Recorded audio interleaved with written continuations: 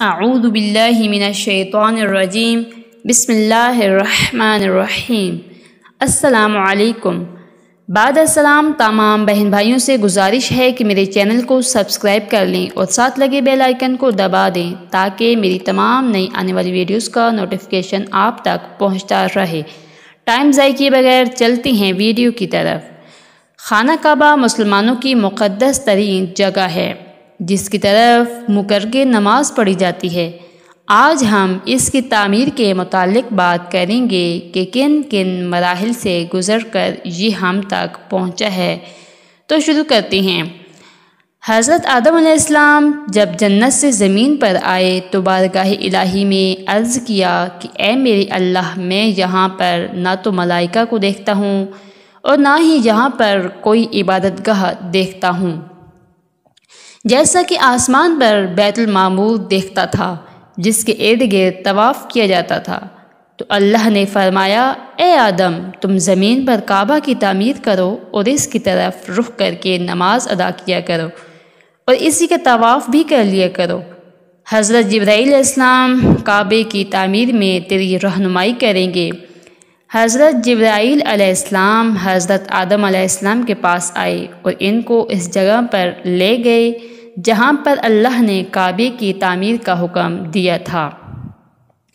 حضرت جبرائیل علیہ السلام سب سے پہلے جگہ کی نشاندہی کی اور پھر ساتوں زمین تک کعبے کی بنیاد ڈال دی، جس کو 5 پہاڑوں سے لائے گئے پتھروں سے فرشتوں نے بھر دیا اور چاروں طرف سے دیواریں بنا دیں۔ بعض روایتوں میں مرقوم ہے کہ حضرت جبرائیل علیہ السلام بیت المعمور کو آسمان سے اٹھا کر لائے اور اس 4 دیواری کے درمیان میں رکھ دیا، جس کی طرف منہ کر کے آدم علیہ السلام نماز پڑھتے رہے اور اس کا طواف بھی کیا کرتے تھے۔ حضرت نوح علیہ السلام کے دور میں جب طوفان آیا تھا تو جبرائیل علیہ السلام بیت المعمور کو اٹھا کر آسمان پر واپس لے گئے اور کعبے کی جگہ اونچے ٹیلوں میں بدل گئی، لیکن پھر بھی لوگ یہاں پر برکت کے لیے آتے تھے اور دعا کرتے تھے۔ حضرت ابراہیم علیہ السلام کے زمانے تک کعبہ اسی حالت میں قائم رہا، لیکن جب حضرت اسماعیل علیہ السلام اور حضرت ہاجرہ سلام اللہ علیہا اس جگہ پر آ کر ٹھہرے تو ان کی وجہ سے یہ علاقہ آباد ہونا شروع ہو گیا۔ حضرت ہاجرہ سلام اللہ علیہا کے انتقال کے بعد حضرت ابراہیم علیہ السلام کے پاس حضرت جبرائیل علیہ السلام اللہ کا حکم لے کر آئے کہ آپ علیہ السلام حضرت اسماعیل علیہ السلام کو لے کر اس جگہ پر خانہ کعبہ بنائیں۔ اس جگہ کی نشاندہی اللہ نے بادل کا ٹکڑا بھیج کر کی کہ اس کے سائے میں جو جگہ آتی ہے اس کی نشاندہی کرو اور تعمیر شروع کریں۔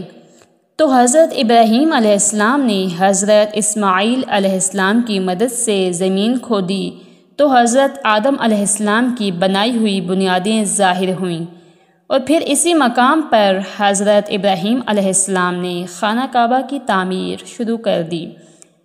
اور جب خانہ کعبہ کی دیواریں حضرت ابراہیم علیہ السلام کے سر سے اونچی ہو گئیں اور دیواریں بنانا مشکل ہو گیا تو تب حضرت ابراہیم علیہ السلام کے معجزے نے جنم لیا، جو کہ ایک پتھر کی شکل میں تھا، جس کو اب بھی مقام ابراہیم علیہ السلام کہا جاتا ہے۔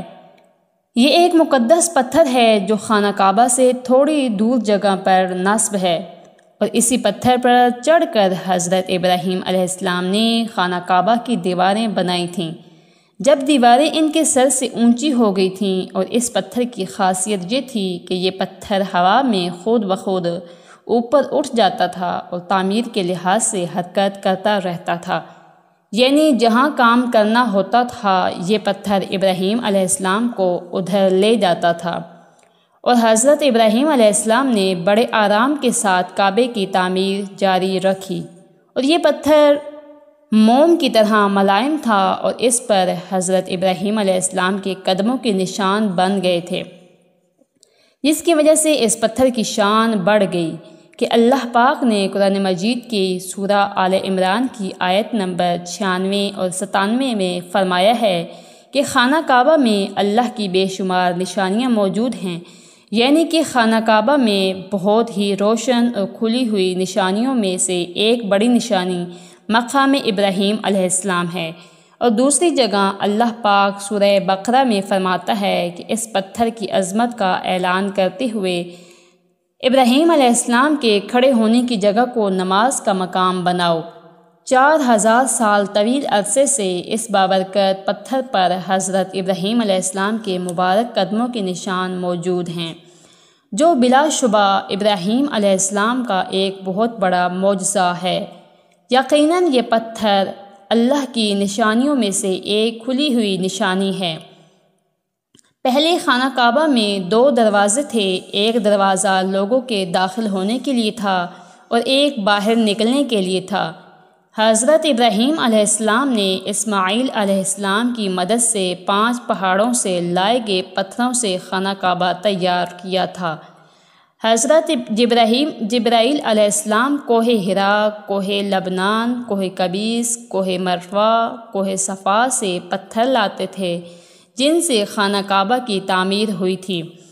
جب خانہ کعبہ کی تعمیر مکمل ہو گئی تو حضرت جبرائیل علیہ السلام نے حضرت ابراہیم علیہ السلام سے آ کر کہا کہ اے ابراہیم، اللہ نے آپ علیہ السلام کے لیے سلام بھیجا ہے اور کہا ہے کہ آپ علیہ السلام نے بڑی محنت سے اس گھر کی تعمیر کی ہے، اور کہا ہے کہ اب لوگوں کو خانہ کعبہ میں آنے کی دعوت دو، میں آپ علیہ السلام کی آواز لوگوں تک پہنچاؤں گا۔ ابراہیم علیہ السلام پہاڑ کی چوٹی پر چڑھ گئے اور بلند آواز سے لوگوں کو اپنی طرف متوجہ کیا اور کہا کہ اے لوگو، اللہ نے آج سے تم پر حج واجب کیا ہے اور آپ کا خانہ کعبہ میں آنا واجب کر دیا ہے۔ تو چاروں طرف سے لبیک اللہم لبیک لا شریک لک لبیک کی آوازیں بلند ہو گئیں۔ تب سے اللہ نے سبھی مسلمان مردوں اور عورتوں پر حج فرض کر دیا ہے اور حکم دیا کہ تم لوگ میرے گھر کے طواف کے بعد مقام ابراہیم علیہ السلام کے پاس 2 رکعت نماز ادا کرو۔ حجر اسود کا خانہ کعبہ میں ایک اپنا مقام ہے۔ یہ ایک مقدس پتھر ہے۔ حجاج حج کے دوران اس کا بوسہ لیتے ہیں۔ یہ خانہ کعبہ میں جنوب مشرقی دیوار میں نصب ہے۔ اگر اس کو قریب سے دیکھا جائے تو اس کے کئی ٹکڑے ہیں جو نظر آئیں گے اور انہیں کسی چیز سے جوڑا گیا ہے۔ اس پتھر کو چاندی میں فریم کیا گیا ہے۔ ابن عباس سے روایت ہے کہ حضور اکرم صلی اللہ علیہ وآلہ وسلم نے فرمایا کہ اس پتھر کو جنت سے لایا گیا ہے۔ خانہ کعبہ کی تعمیر سے ہی یہ پتھر نصب ہے۔ 606 عیسوی میں جب سیلاب آیا تھا تو اس وقت خانہ کعبہ کی دیوار کو نقصان پہنچا تھا اور قبیلہ قریش نے اس کی تعمیر کی تھی، اور جب حجر اسود کے نصب کرنے کا وقت آیا اور لوگ آپس میں جھگڑنے لگے کہ اس کو نصب کرنے کا شرف ہمیں حاصل ہو، تو رسول اکرم صلی اللہ علیہ وآلہ وسلم نے اس کا حل یوں نکالا کہ حجر اسود کو ایک چادر میں رکھا جائے تو سبھی سردار اس چادر کو اٹھائیں اور جہاں نصب کرنا ہے وہاں تک لے جائیں۔ تو جب اس مقام پر لایا گیا جہاں حجر اسود کو نصب کرنا تھا تو آپ صلی اللہ علیہ وآلہ وسلم نے اپنے مبارک ہاتھوں سے حجر اسود کو وہاں نصب کر دیا۔ حضرت عبداللہ بن زبیر کے دور میں خانہ کعبہ میں آگ لگ گئی تھی، جس کی وجہ سے حجر اسود کے چند ٹکڑے ہو گئے اور انہیں عبداللہ بن زبیر نے چاندی میں مڑوا دیا تھا۔ آخر میں دعا ہے کہ اللہ تمام مسلمانوں کو آپس میں اتحاد نصیب فرمائے اور طاغوتی طاقتوں کے خلاف مل کر جہاد کی توفیق عطا فرمائے، اور تمام مسلمانوں کو خانہ کعبہ کی زیارت کی توفیق عطا فرمائے۔ وما علینا الا البلاغ المبین۔